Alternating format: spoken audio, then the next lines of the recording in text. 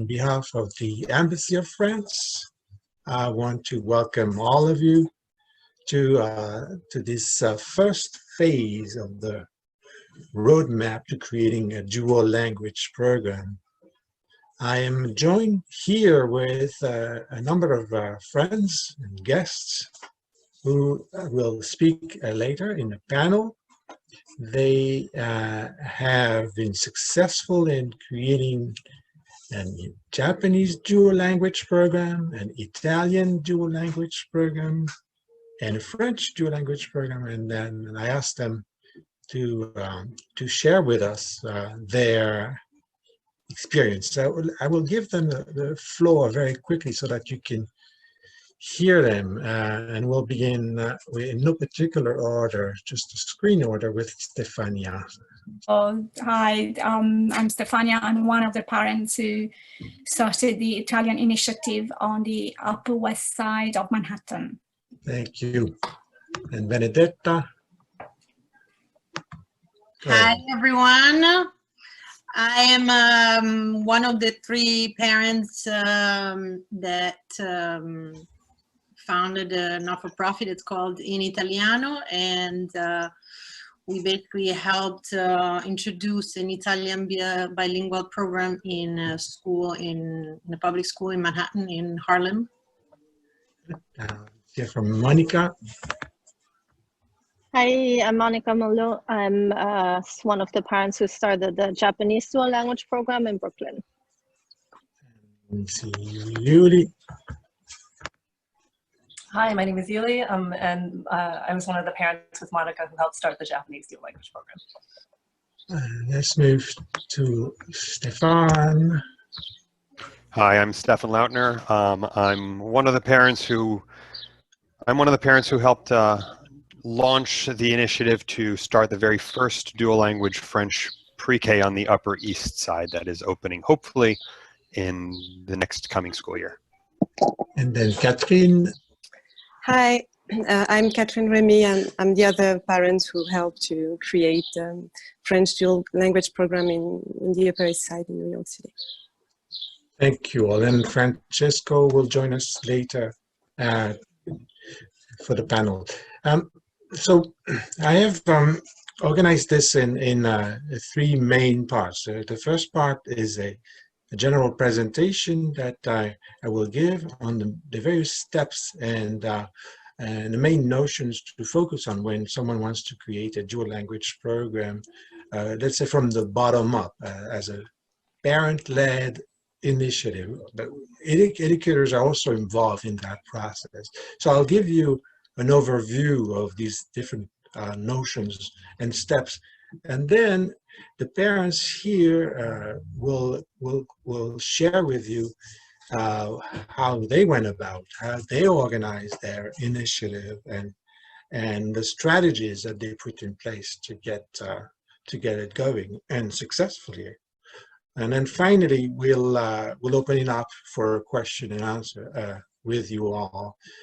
So we'll try to do this in 90 minutes, and then hopefully with enough interaction and enough time for all your questions to be answered. And we will discuss those steps, and then the panelists will confirm or contradict what I say. The bilingual revolution that I talk about has been ongoing for almost 2 decades to some extent, and it's one that seeks to fight the idea that monolingualism is the norm. We don't want that monolingualism to be the norm anymore. As Greg Roberts said, we want to fight this because it is considered the illiteracy of the 21st century. And this is a quote that I've always cited, and that has inspired me in many ways. So the idea is that we need to fight monolingualism, particularly in countries like here in the US, but then there are other countries where this is the case. But the one way of doing this is by empowering parents, multilingual families, communities, by giving them the right tools to create their own initiatives. So that's the idea, that we want to place parents at the center of the action, basically. They are the change makers. They are the ones who can transform their schools, their educational landscape. And for that, we also need to tell them how to facilitate, in a way, the dialogue between parents and schools, and make sure that together, in a very fruitful way, we can create dual language programs. So what we mean by dual language programs, it's mostly the two-way immersion programs with two linguistic groups in the same classroom. So this is a model that is very popular in the United States. It might be different in your country, but here the 50-50 model is the one that is predominantly used by schools and school systems, and that's one that implies that, you know, one teacher will teach either two languages as a self-contained model, or it's two teachers teaching side by side, and the children therefore switch from classroom to classroom. So those programs have been in existence for over 20 years now, and they've been created in a number of languages, Spanish being predominantly used, but then also Mandarin, Urdu, French, Hmong, Russian, Haitian Creole, Italian, Bengali, Polish, Arabic, all these languages, even in sign language, even in Native American languages, have been offered through dual language. You find other types of model in 1910 in the foreign language immersion programs and so forth, but we will focus today on dual language programs. And then we will also focus on one aspect of what I call the roadmap to creating a dual language program from the bottom up. In the first phase only, we will have 2 more webinars in the coming weeks that will discuss the phase 2, locating a school, and phase 3, launching the program. But today we're just focusing on this very important aspect, which is community outreach. How do you create a base of interested families?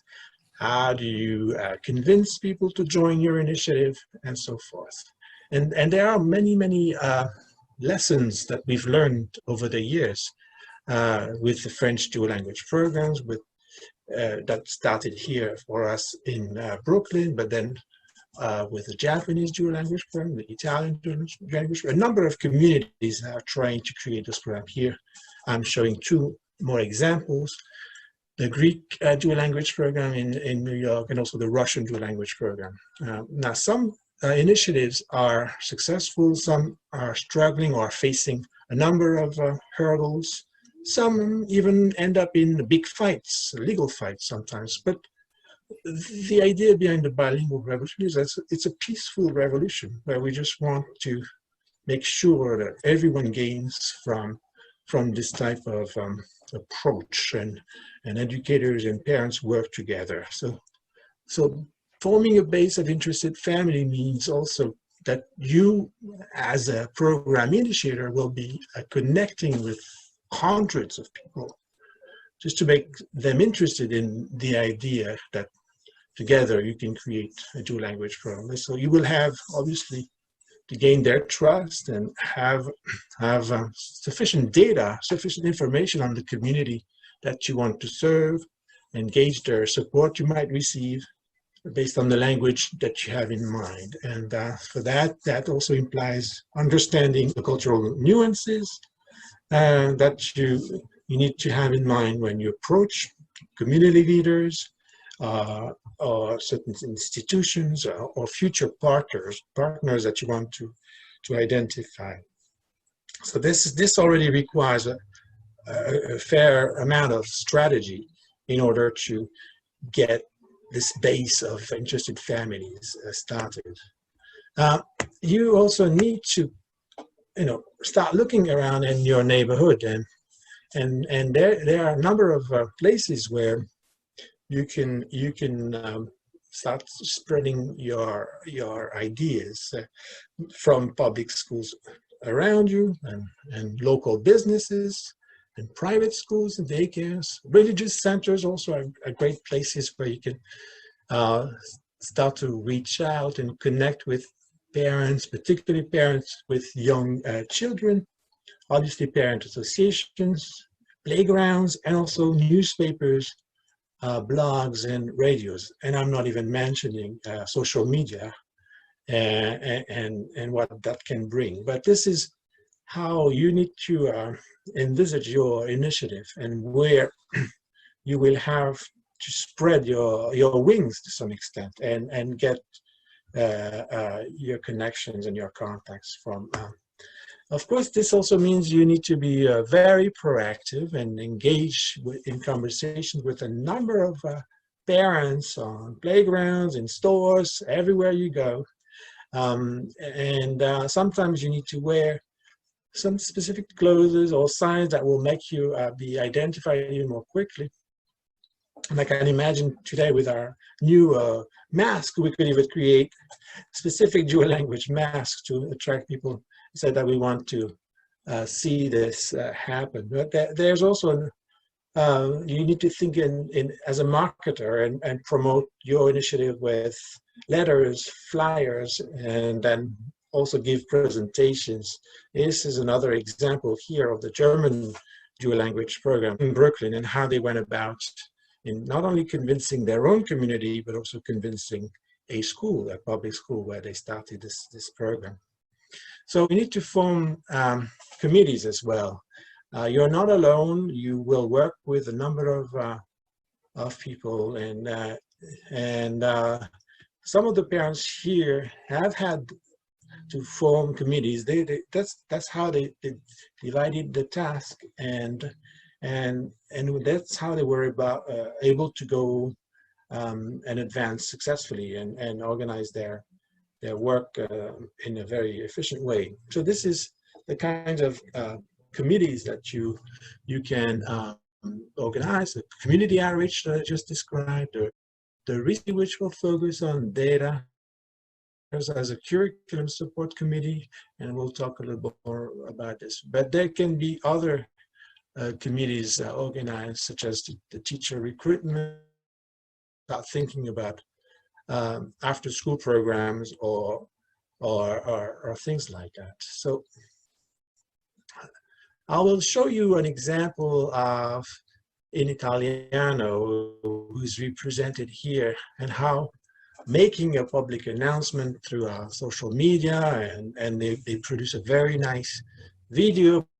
This is how they were able to convince a large number of parents, not just Italian-speaking parents, but parents from outside of their circle.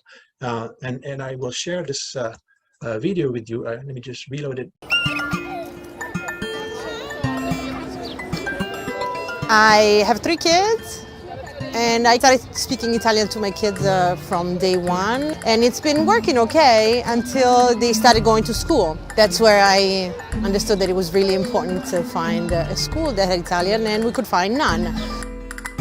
The project was started by 2 families and has managed to reach many more in all the boroughs. What I was hearing was, oh, you know, if there is no demand, it means there are no Italians, they want to learn Italian. So it's been quite important for us to show everybody, no, hey, guess what, we're here. We managed to convince the Department of Education to create an Italian dual language program in Manhattan, but we don't want to stop here. There's a lot of families in other boroughs, and it would be awesome if they could create the same opportunity in different boroughs. What's interesting about this possibility of an Italian school in New York is that 50% would be Italian kids, and the rest would be kids whose language is not Italian. So this whole exchange of diversity of thought is something that we are really missing in this world, and to be able to offer that in a public school environment in New York City would be just possibly for me a dream come true. It's really important to me to find a good school community because she's, you know, multicultural, multiracial. We wanted her to be in an environment where both sides of our own identity kind of recognize and met. For us, it's extremely important that he has a bilingual education because it's a way to make him hopefully a better citizen of the world. Join the bilingual revolution.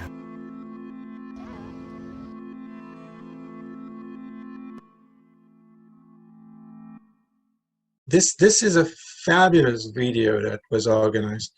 The parents here will tell us a little more about this, and they were very efficient in the way of attracting. It's a model for many initiatives, and I'll show you another video afterwards, the Japanese dual language program, and how the power of images. And if you have among your parents and supporters someone who can do these types of things, of videos or social media tools, then this is one way of winning this this project. Now there are many other ways of creating a support base, and obviously organizing community meetings will be key. And the picture I'm showing here is from a recent meeting, the French Dual Language Program Initiative, organized by Stéphane and Catherine, and how successful they were in engaging an entire neighborhood, but also elected officials and community leaders. And this was very essential. And engaging school officials was also part of their strategy. And then they invited school principals to come to their meetings, and they exchanged a lot of information with the parents, and the parents were contributing their own information. And they were showing also their diversity, and their diversity not just ethnic or socioeconomic, but also different in understanding and expectations. And that's the kinds of things that those meetings are useful for. It's good to also reach out to education councils, school boards, and get them to know you and get them invited to speak also. But then it's always it's almost like some kind of a guerrilla marketing, where you organize a small gathering in coffee shops, at home, public spaces, and then you pitch your ideas. You can also connect with embassies, cultural centers, consulates, chambers of commerce, and many other places who will provide some support or a room for a meeting, or will print out your flyers and so forth. So there are different strategies. And then there's another aspect, and a research committee will do that. You need to get a good sense of how many people are interested, but also how many people have the children with the right age group.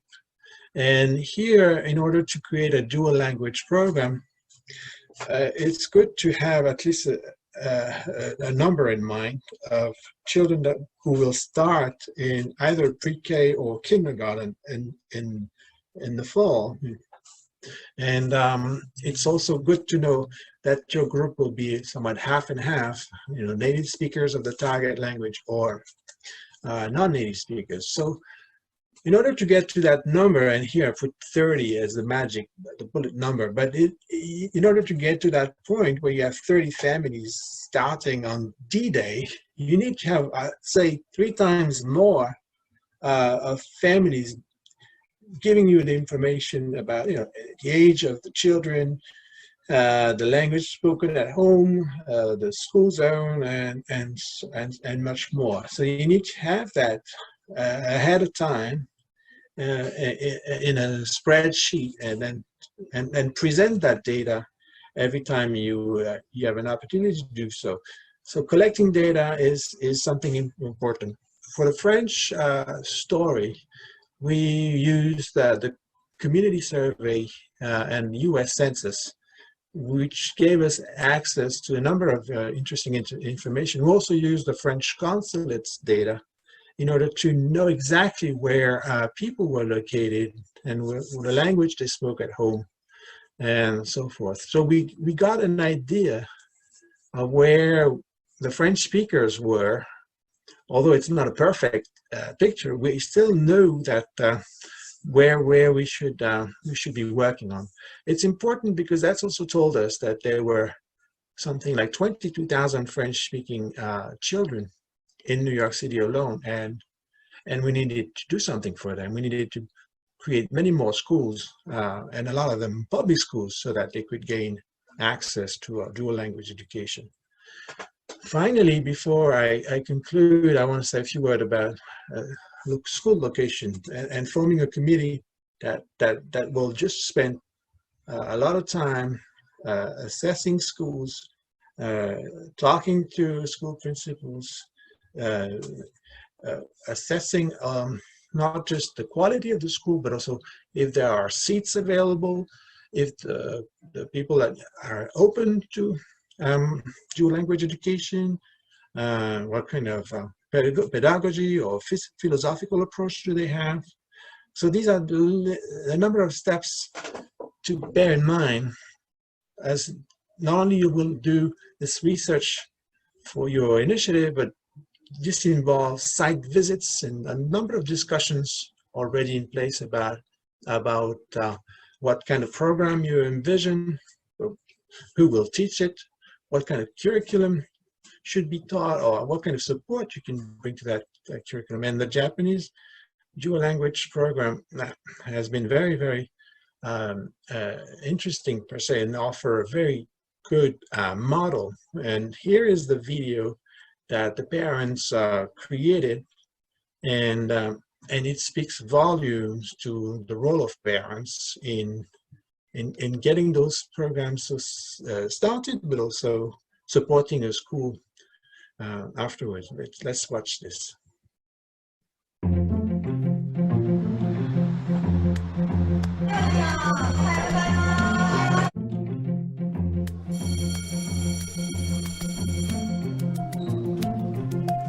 We are the only school in the entire Department of Education that hosts the first Japanese dual language program. The children are learning Japanese and English through all of the subjects. アメリカ人の先生のコーティーチャーと、あと日本人の先生が2人体制で、だいたい半分が日本語で、半分が英語で勉強しています。We have students who are Japanese and students who are English proficient learning side by side.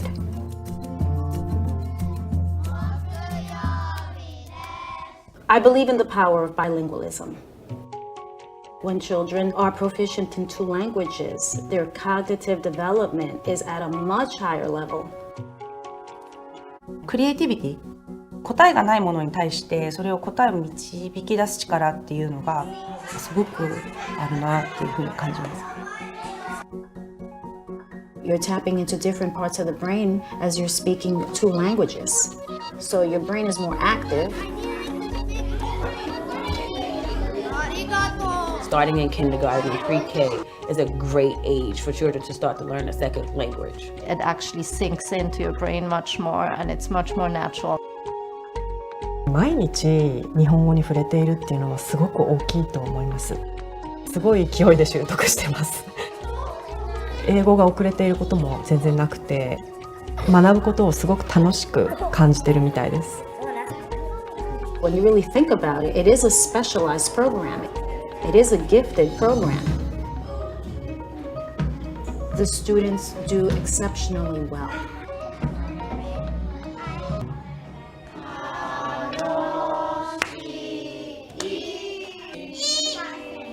違った言語を学ぶことで世界に違う国とか文化とか考え方、やっぱりいろんなことを考えさせるきっかけになると思うんですよ。It really opens your mind to the world outside. And it doesn't just open your mind, but it opens your heart. They show greater empathy, respect culture, respect others, and generate tolerance and greater understanding for others. She has the opportunity to see the world through many different eyes. 日本語が自分ができるっていうことがすごく嬉しい。誇りに思えているように思います。これからの世の中を良くしていける子どもたちを育てることができるんじゃないかなっていうふうに私は思ってます。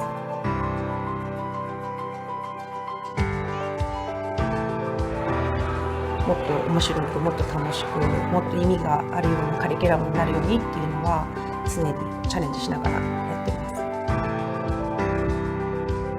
やっぱ子どもたちが日本語が好きって言ってくれるのがすごく嬉しいです。すごい私やっててよかったなっていうふうに思います。Through this JDLP program, I personally have gained a lot of very close friends. 2015年に保護者の熱い声でできたプログラムです。Parents are our partners. I feed off their energy. Because it's so grassroots, parents have to be involved, and in that way, families do come together. When the children see that the parents are building a community, they build their own community as well. They're like brothers and sisters.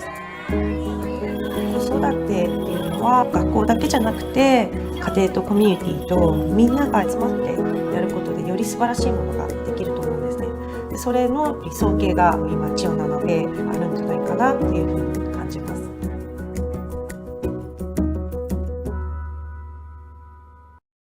We want to make sure that our program continues to thrive. We have increased our enrollment significantly. As we grow the program, we also need additional teachers. We need Japanese instructors and English instructors. ニューヨーク市での予算が限られているので、新たな日本語の先生を雇うというのが予算的にとても難しいのが現状ですね。We actually need the funds to bring in more teachers and more materials and enrichment programs. We can't allow the program to fail because we see the value. My hope, my vision is that all of our students have the benefit to learn Japanese and acquire an appreciation of one another's culture.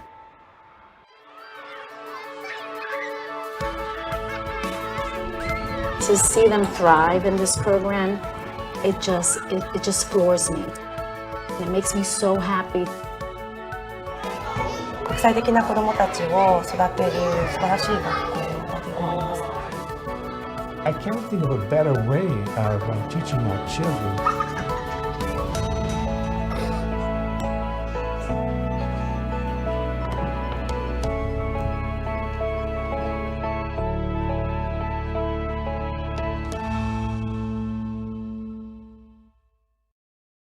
I've spoken enough, and I think I want to hear from the actors, my heroes, the parents behind this wonderful work, and then I will open the floor to the Monica and Yuli first, so that you can tell us, since we've seen a little bit of the program, that what you were able to accomplish. But can you guide us through the first steps of your initiatives and tell us, how you organized your group at the very beginning? Sure. I guess I'll start because I was there more in the beginning, and Monica still continues to be at the program, so she can speak to supporting it. Does that sound good? Yeah, sounds good. Okay.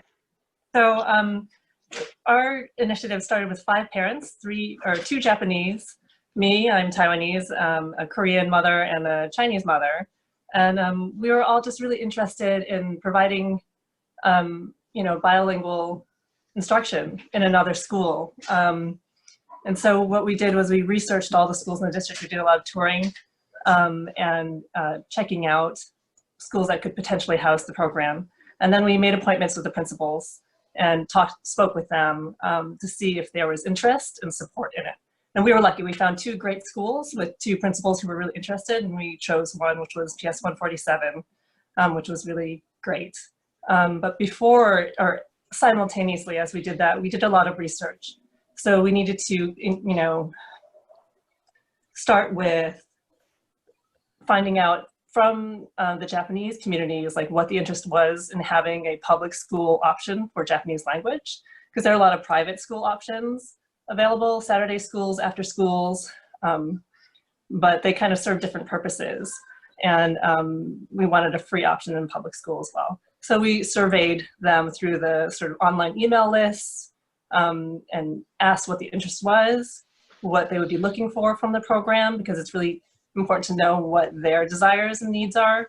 And then also surveying non-Japanese speaking communities, and also marketing like what the benefits are of your child learning a second language, because we need the buy-in of both communities.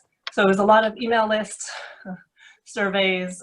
We created a website so that people could go to the website and be updated on information. We have sort of a FAQ, a frequently asked questions section, and then also just get updates on our progress. I'm trying to think. Yeah, let's hear from Monica, and perhaps also see if did you form committees? Was this something that you did? Monica, could you comment on that? Yeah, we didn't really form committees in that sense because it was still very new and unorganized, and we just split up into groups, I would call it, more than building a committee, and took turns in doing things like visiting existing Japanese after schools or Saturday schools, and to just reach out to the community there and see who's interested, which I think was a very big step to actually find people who want to be part of this whole school new idea.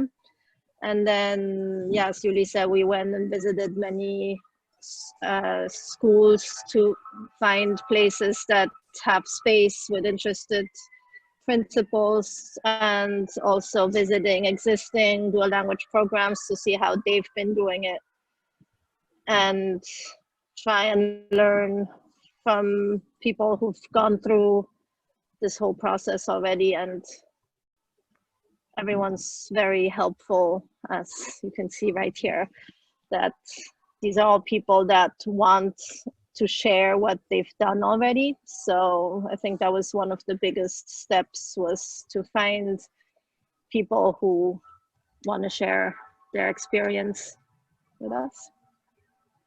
Very good. Let's hear from our Italian group. So we have Stefania, Benedetta, and Francesco. Could you tell us what those early steps were for you also, and then what kinds of strategy you decided to put in place to canvass your neighborhood, if you can call it that way, since it's such a larger neighborhood. But what kind of steps that were put in place in your case? Basically, it started.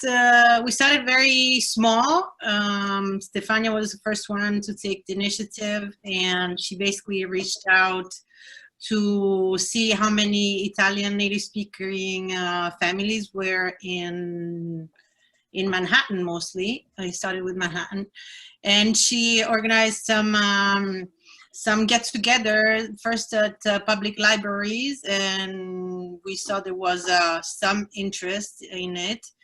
So we basically started little by little. We also created a website. We used a Facebook page to spread the word. We put out flyers, actual flyers that we printed out. We distributed them in Italian businesses in the neighborhood. And we got quite a lot of response from Italian families, and not only in Manhattan, it spread out to Queens and Brooklyn as well. So what we did, we used the nice season, we organized picnics for the families, for people to get to know each other personally, not only through email chains. And that worked fine. It was a nice social moment. That's actually where we shot that video that Fabrice kindly shared with us. It was one of the picnics in Central Park that we organized with Italian families. And the word kind of spread out. Word of mouth kind of worked well. Excellent. Stefania. So did you form committees as well? Was there a sense that you were going to divide and conquer, basically, and divide the task first and then be more efficient? Is Stefania still here? Okay, go ahead. Yes, hi. I didn't realize there was a real interest in a bilingual program in Italian until I actually I met a prospective mom who was touring my son's school, and I could understand from the way she spoke English that she was Italian. So I asked her, and she was very interested in, these clubs, they call them in my son's school, one of which is an Italian cluster program, which is only offered to third graders. So I just spent some time and spoke to her, are you aware? It was very important for me to find out whether these new parents, these new families that were going to enroll their children in a public school were actually aware there would be a possibility to join a bilingual program, even in Italian, if we were able to reach out and find many families interested specifically in Italian. There are no Italian programs. At that time, there were none in Italian in public school, for all, school-wide as a bilingual program. So that was the first thing, and this person in particular was quite. She responded immediately. She helped us, reached out. So I can think of that time as a new sort of reach out committee had been created on the spot. She was extremely helpful. That was the first thing, and I also was a bit shocked when we started publishing all this, this news, these events that we were going to organize. That many families were actually replying from Brooklyn, from Queens, from all over the boroughs. So so that was I think we can call it the first sort of outreach committee for the Italian initiative. And that's how La Rivoluzione was started. Assolutamente. Francesco, I think you're back, and can you say a few words about the strategy that you put in place? And I know we watched a video, which is a fantastic tool actually to win people's hearts. And I know you're a marketing expert, so can you tell us a few words about that, Francesco? Yes, of course, Fabrice. Thank you very much. The video, of course, it's a very good tool, both from a marketing perspective and to show our prospective parents how the programs are done. But I think the most difficult part is really to go into the territory of New York City and find the families that are interested in continuing bilingual education for their children. There is a lack on that, meaning that of course there's a private school that does a bilingual program, but it's not accessible to everyone, and it's only in the Upper East Side. So the idea was to find the clusters of Italian families and to reach out to them with different social media tools and different tools, including the collaboration with our consulate and specifically the Office of Education, in order to establish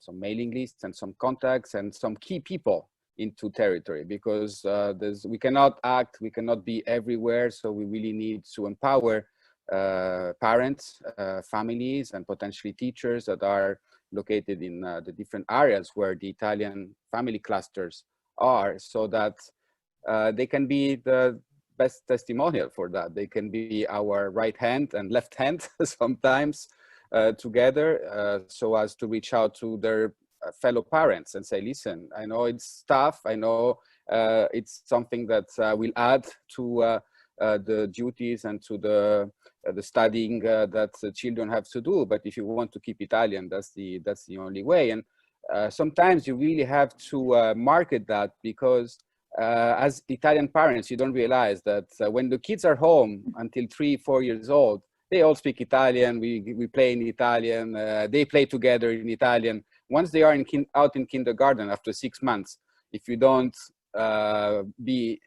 manage to be very careful, Italian is not gone, but they are not going to reply to you in Italian, which it's frustrating. And you have to realize that if you don't act quickly, then it's very tough to keep the language. So there's two layers, in my opinion. There's the Italian family clusters, but also to explain to the families that if their objective is to keep the Italian at home or to keep the Italian as a language for the kids, they should act very, very fast. And that's how we managed to have those programs starting. And you won. And this is the beautiful story of the Italian dual language program. And for me, knowing New York City and the number of Italians, I mean, I watched so many movies as well with Italians in them. When you think of New York and the Italians, I was really wondering, why is there not a dual language program in Italian already? And you guys came and changed that and made this happen. So congratulations. Thank you, Fabrice. I think, sorry, if I may, just one second. Yeah. With the Italians, we have we had issues in the past, of course. There's a large Italian-American community. I think you referred to that.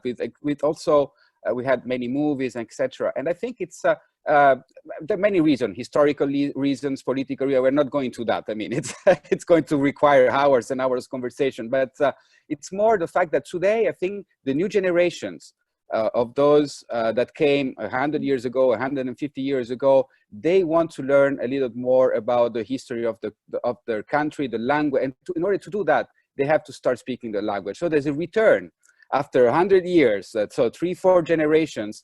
The kids of those that immigrated from Italy many years ago, they want to understand better. And Italy changed. There's tools today. They can travel. They can, I mean, not today, but at least they have social media. And so there's a return on that. And we have also to leverage to this point. Excellent point. Let's hear from Stefan and Catherine, and if you could guide us through the early steps that you took to get your initiative started, and how you went about with your strategy and how you communicated to your constituents. Go ahead, Stefan and Catherine. Catherine, why don't you kick it off, and then I'll hop in with additional So details. first it was very small. It consisted in conversation with parents at local playgrounds, a school. We just tried to find potential French-speaking families which would be interested in participating in this project. It's only after starting to organize public meetings that we switch up to Facebook, social media, and local newspapers. Yeah, I think Catherine's points are incredibly critical, and I think something really to take away from this, right, is it really starts with a small group of parents. And what happened in our situation is that Catherine and I and a couple other French-speaking parents, we didn't know each other before the first day of school of our now first graders. When you cross other parents who live in your community and just really getting those parents on board and if you have in mind an idea, a project of creating a dual language program, we started with 10 parents, and our idea behind that to create this really started. It was a 2-track process. We wanted to, amongst all these parents, get an after-school program together as well as a dual language program, because we realized that perhaps for our first children, it was too late for us to have a dual language program in the school. But just keeping on pushing on that, we went from, call it 10, 20 parents creating an after-school program, and then really grew that number, as Catherine was alluding to, reaching out through social media, reaching out through the foreign language press in New York, because it's an incredibly strong tool. And I'm lucky to have a partnership with Catherine, who is a press officer, who really got us in touch with the local French community press, and helped get our message out. So we went from 20 parents at our school to suddenly 100 parents getting together for a meeting with elected officials, and that really held a lot of power to get the project off the ground. I don't think we formed committees really. It was just sort of a couple of us together driving the process forward. But where committees are important for this, and buy-in and participation from other parents is incredibly important. And Fabrice, I want to come back to one of the first things you had on the very first slides of the entire presentation, is that you have to place the parents at the center. And that's something that's critical in part of this process, because if parents are waiting for someone else, if they're just show up at a school's doorstep and talk to a principal and say, we speak French here, we speak Italian, we speak Japanese. If you're waiting for the school to do it, it's not going to happen, in my opinion. It's something that's very important that the parents really need to take a strong initiative to create partnerships with other parents in the community, with the school. There's a whole slew of acronyms of the PTA, of the SLT, and then partnerships also with elected officials on the community education councils, as well as the city council members of your local neighborhood. All of these partnerships with parents and showing the strength of the community that is there that wants this program, I think to me those are the keys to success. And those are sort of maybe those aren't committees, but those are the people, and that's the activity that you need to really push this forward. You need to, because showing up 5 people in front of a city councilman's door doesn't change doesn't change anything for the city councilman. But if you show up and tell the city councilman, I have 100 parents who are behind me, and we will call a meeting, and if you are there, you will see we have 100 parents. And Fabrice, the picture you showed was telling, because that was our meeting in December. But I showed up to the city councilman's door and I said, I have a group of parents behind me. And they said, great, we're not interested. And I said, no, I have 100 parents behind me. And they said, when do you want a meeting? So really, being clear with your messaging, being clear with how many people are there and what you want to do is incredibly powerful.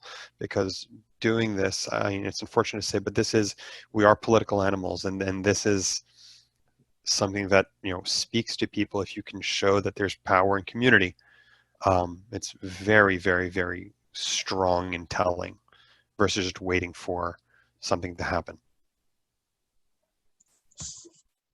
Spoken in true revolutionary terms.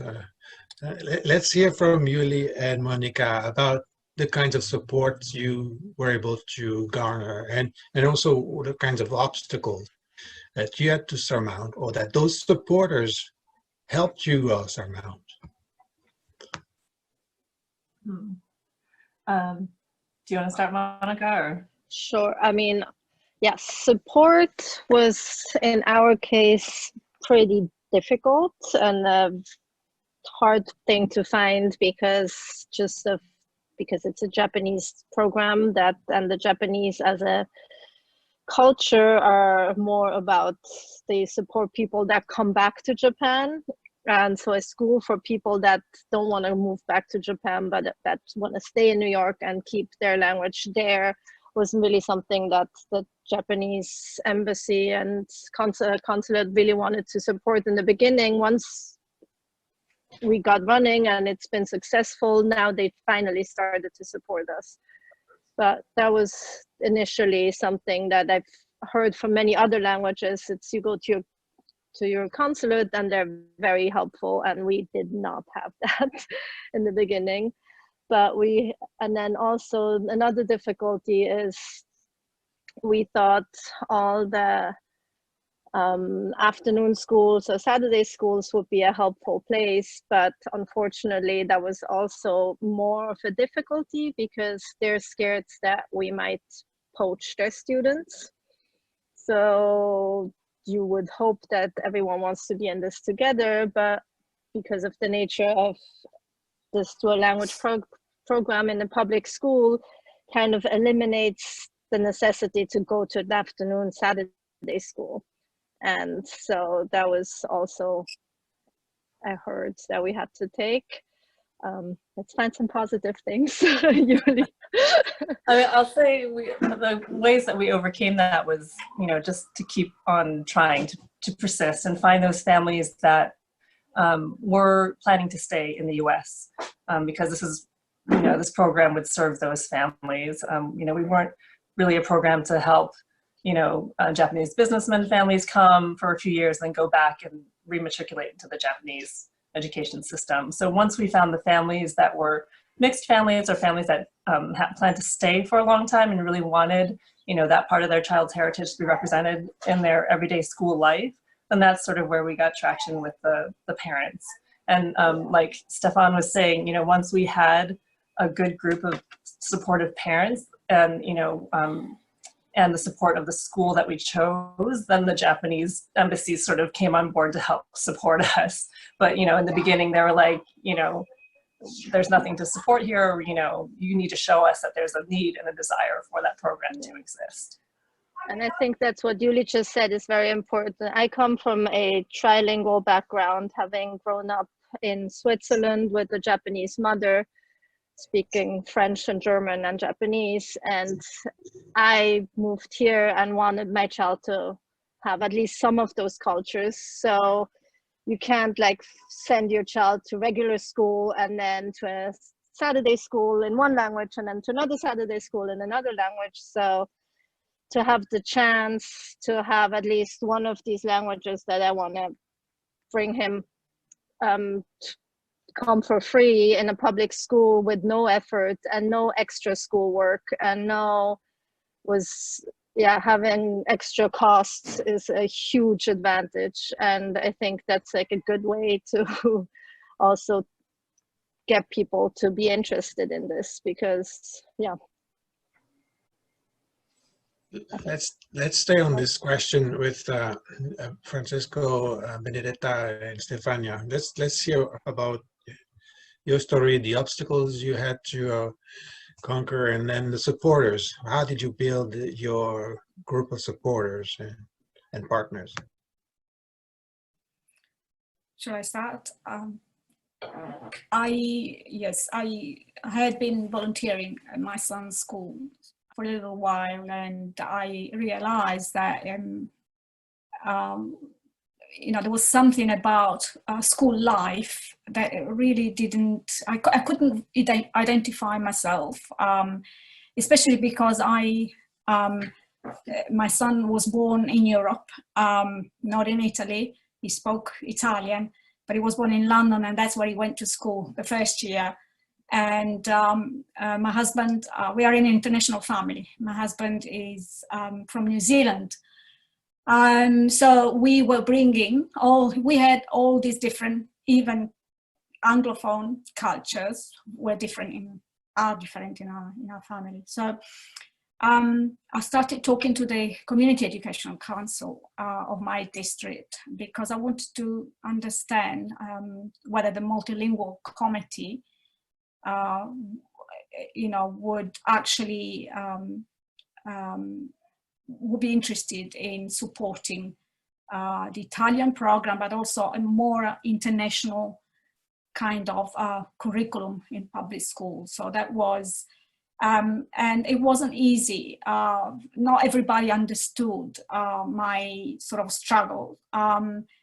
And I remember often I was asked the question, why do you want to speak Italian? And you know, who would be interested in doing Italian in public school? I said, well, I would be interested, you know, at least I could hear my son try to speak my language at school and be a little bit more accepted by his school community. So yeah, there's, you know, a little bit of, you know, other communities don't really see the point sometimes. So that was my obstacle.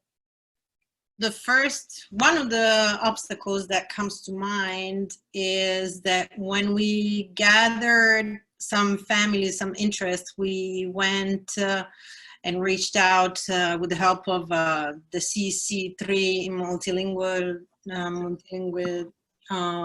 committee. We reached out to the DOE and superintendent of district, and they basically located a school. They chose the school for us, and it's a small school with a lot of potential to grow. They have an international baccalaureate program, which is great because it's not the case usually with public schools.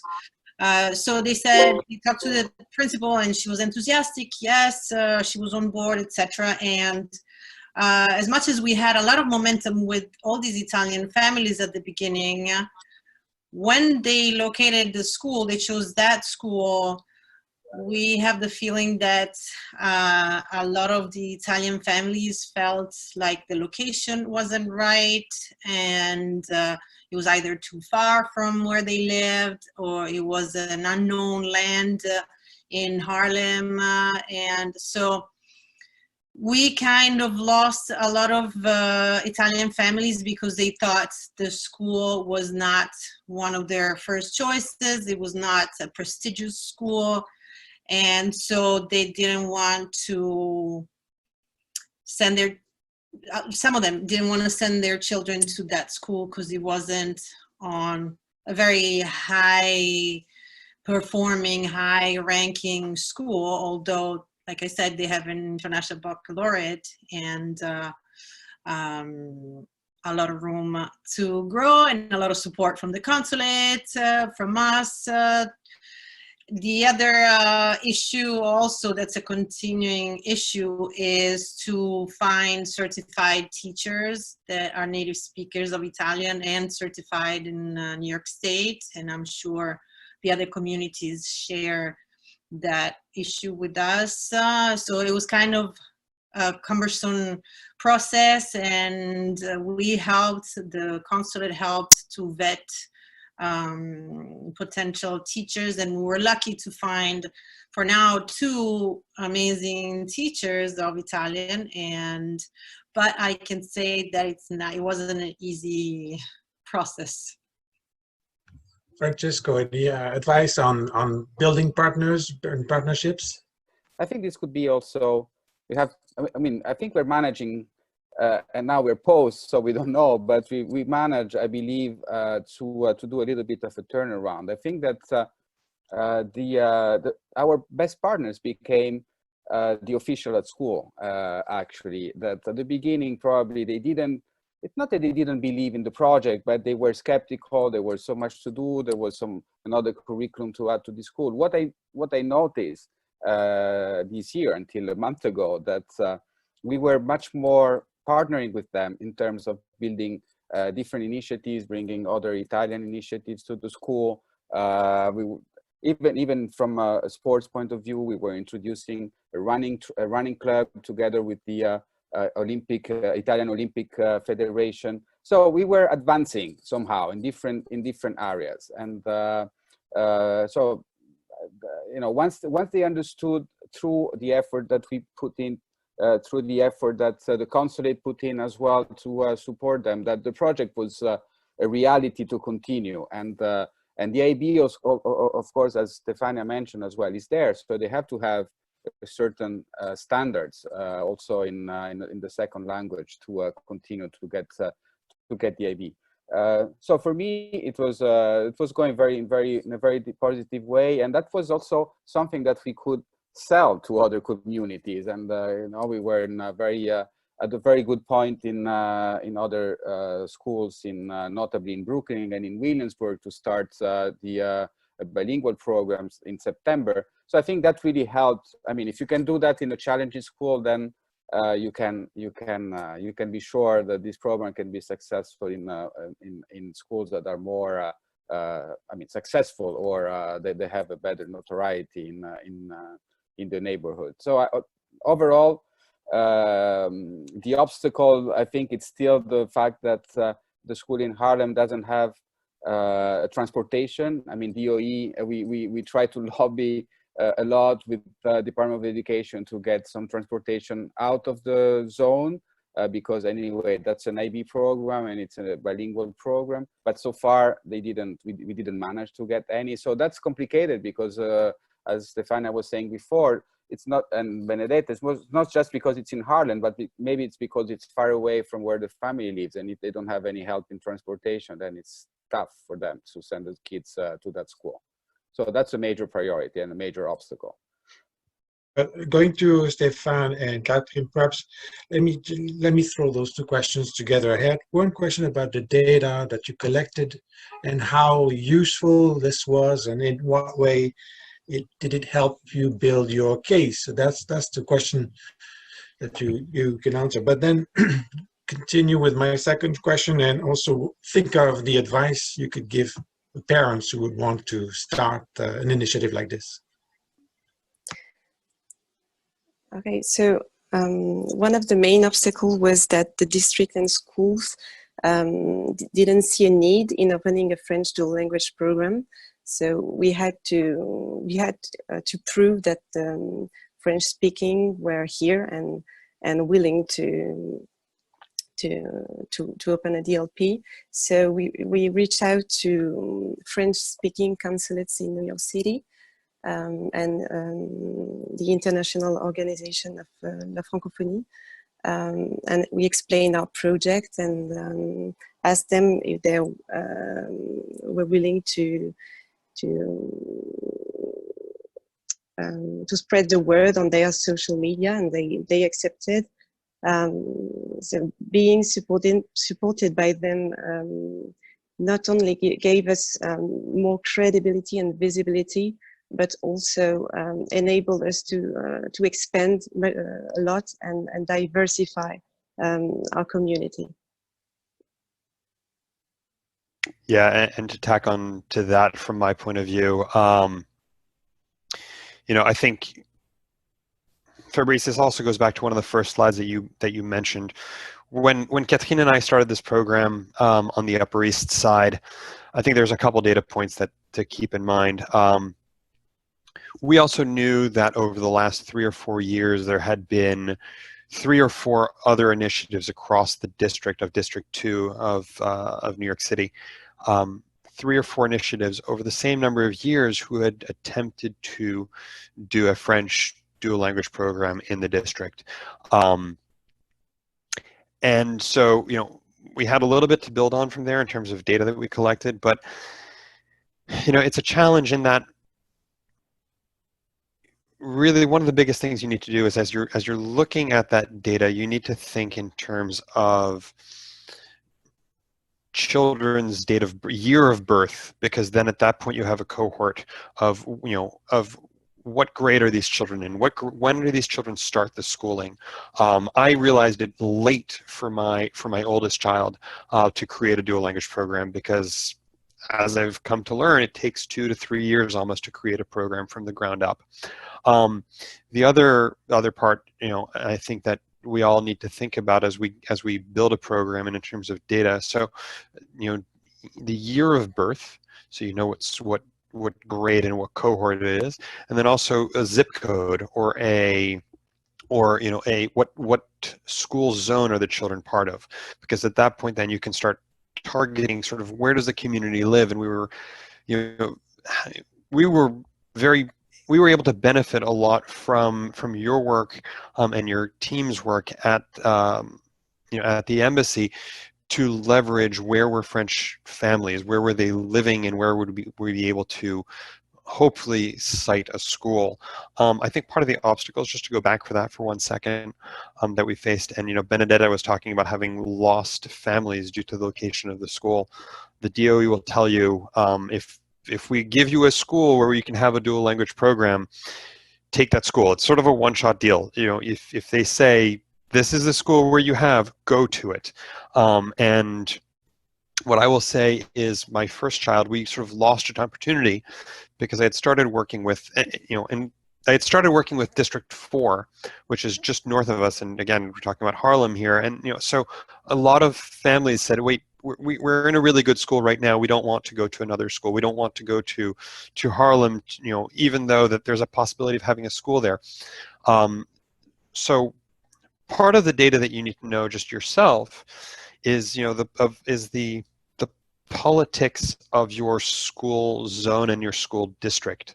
Know what the makeup of those schools look like. There's a very big reason why you have you know, north of a dozen dual language programs in District 3. There's a reason why there's just a handful, you know, less than 4 in District 2. There are reasons behind that, and understanding those reasons, understanding the demographics of those districts, goes as part of the data that you collect. You know, it's a lot of work. You need to really think, and again, it goes back to the partnerships. You need to understand the dynamics of the parents, understand the dynamics of the the school district, of the school zone, and then understand the dynamics of the community education council, as both Benedetta and Stefania talked about. You know, those are your partners. You need to get to know those people and have them understand the project and the passion that you have behind it. So it's part of the data, it's part of the advice. And the last piece of advice that I would say is, probably not the last piece of advice, actually. I have a lot of pieces of advice for anyone who wants some, and you know, I see a lot of laughing faces.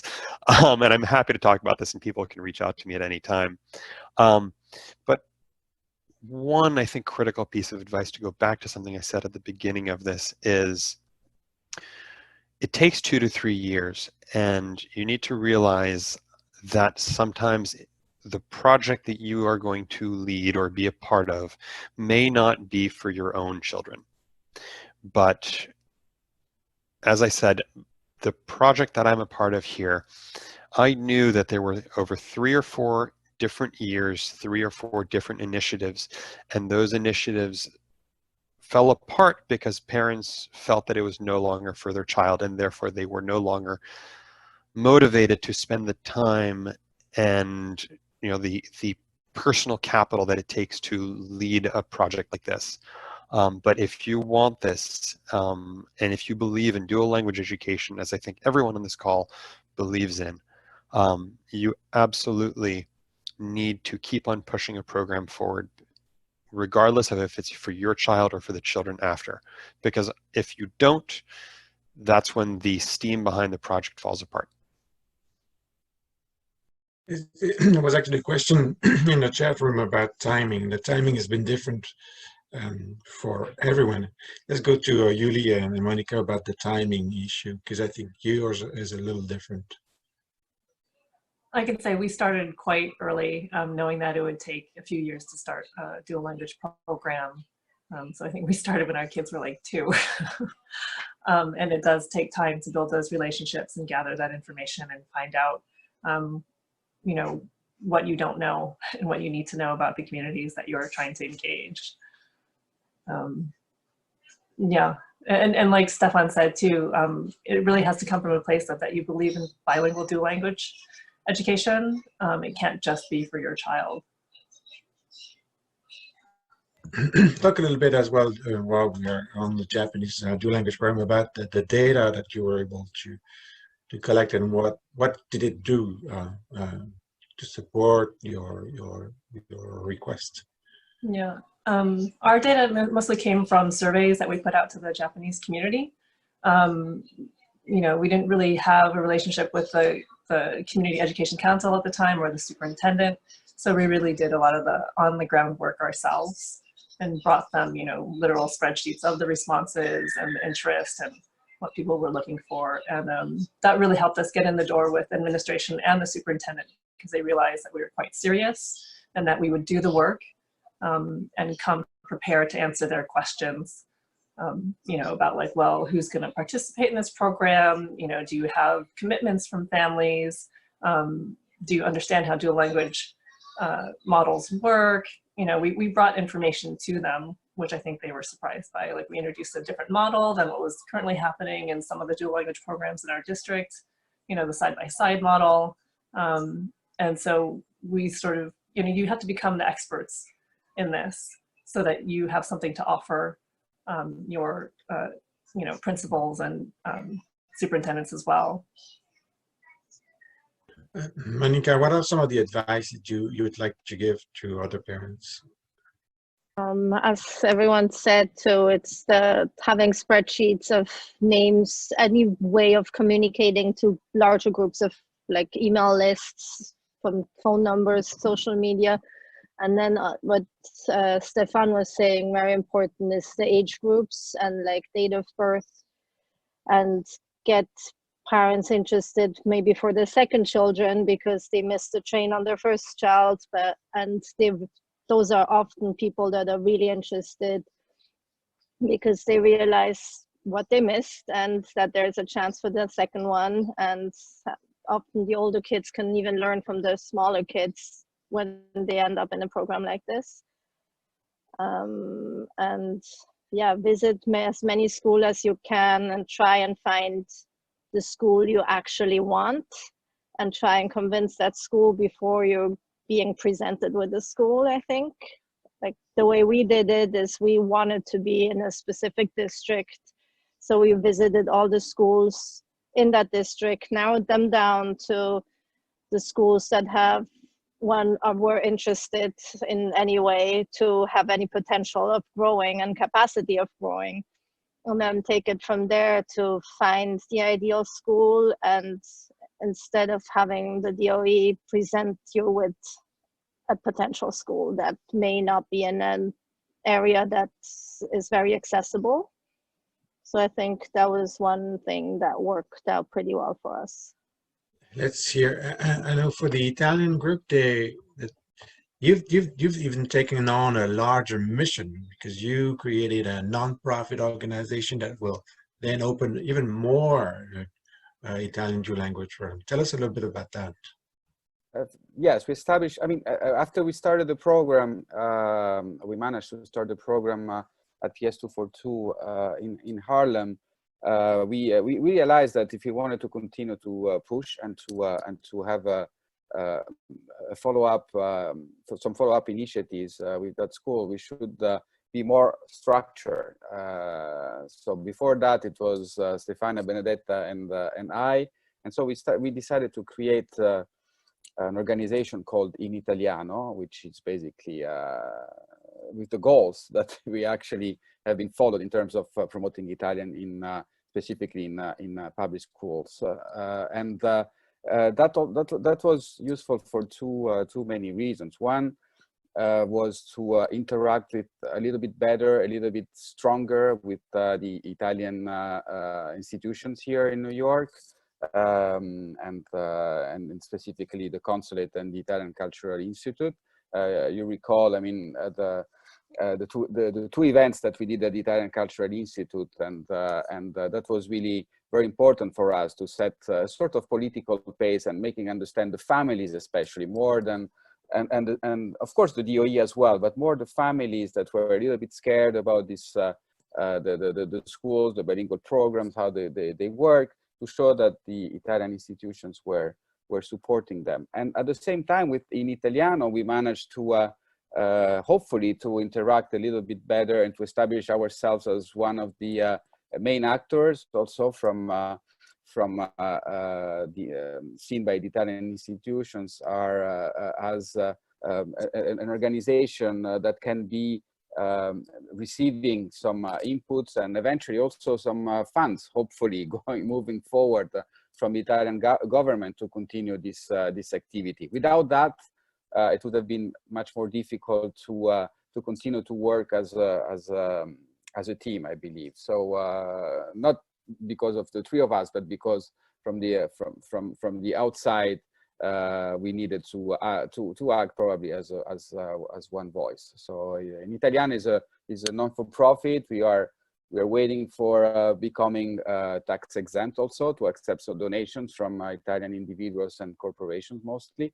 It's a long process, unfortunately, but we're going to get there. And meanwhile, so we are stimulating the conversation with prospective families and parents. Let's see a little more about the nonprofit. I think for the Japanese initiative, there was a talk of creating a nonprofit organization, although at a later stage, to support the program once it was created. Is that correct, Monica, Yuli? So we became a non-for-profit organization about a year ago now. And so the Japanese dual language program is now in its 5th year, I believe. Yes, 5th year. 5th year.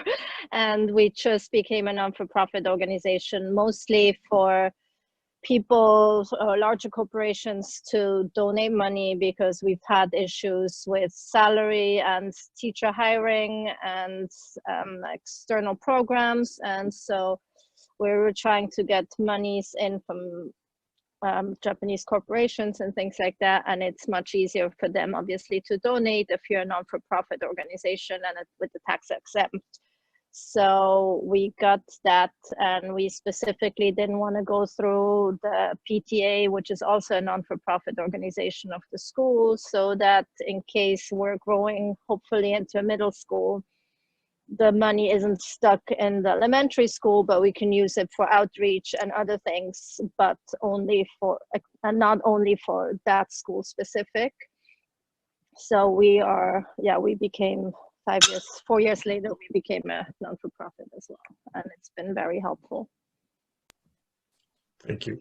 Stefan and Catherine, perhaps I know you're not at the stage of creating your nonprofit yet, although maybe I wouldn't be surprised if you did, actually. But just go back to maybe you have a few more advice you could share with the audience. And I would definitely say be ready to work countless hours on it. Don't take no for an answer.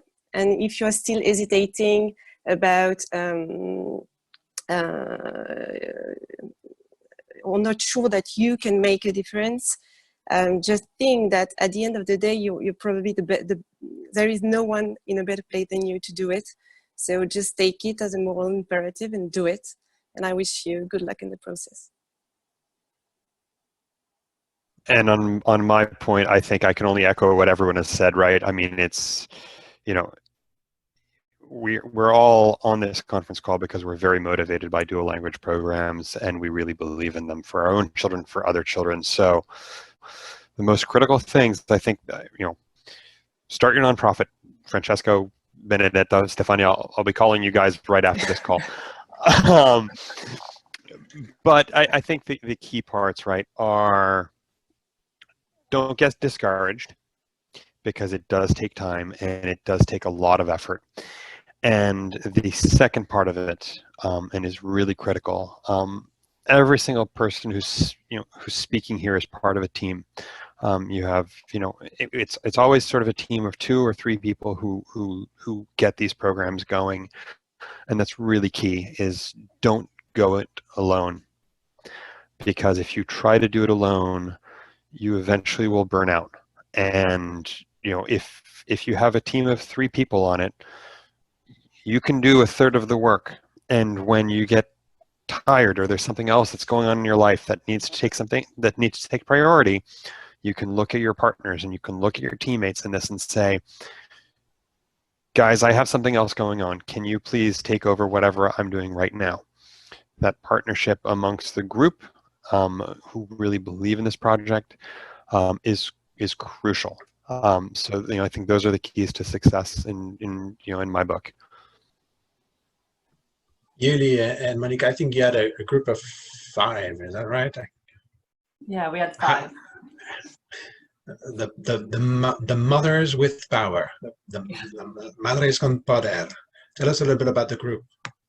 Yeah, like I said before, it was like 2 Japanese parents, Monica is one of them, and then 3 non-Japanese, and just really persistent and really working together. And it really helped that we had 5, because we all had young children at the time. So definitely helps to split the load. And you know, even if you don't have an internet expert or anything, like none of us were very web savvy, but we created a website with an easy, you know, website creator. We just kept it simple. You know, it's like think big, but also play to your skills. And even if you're not an expert, there are still things that you can do to get what you need. So. Stefania, Benedetta, what are some of the advice you'd like to share with parents who are at the very beginning of their initiative? Okay, as Stefan was saying before, just don't give up, continue. I only have 1 child. He's going to middle school next year. So, you know, I still, I'm still looking for, you know, to find or create a cluster, a community for, you know, with children his age that have interest in foreign languages where Italian is also spoken.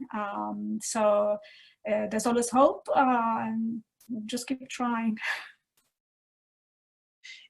Just so you guys know, none of the Italiano team has children enrolled in the school. So that goes to show you that we really believe in Italian dual language programs, but it kind of took, it didn't take that long to start the program, but our kids were already older, and the DOE decided to start from pre-K and K, and our kids are already too old for that, but that didn't deter us from continuing.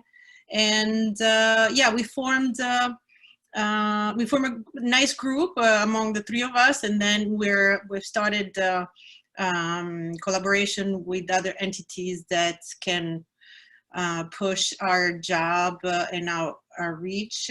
So my advice would be, yes, of course, create a base of interested families, but also be on the lookout, work with somebody that might be a techie that can start a website for you or a blog or something. Everybody has their specialties, and it's good to create a group that work well together and that balances out each other's capabilities.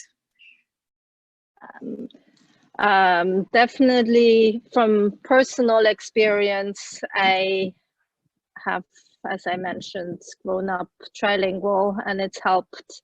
And it's so much easier to learn a language when you're a little child than later on. I learned English when I was 16 and it worked, but still every other language is so much easier to learn. No effort at all when you're a child.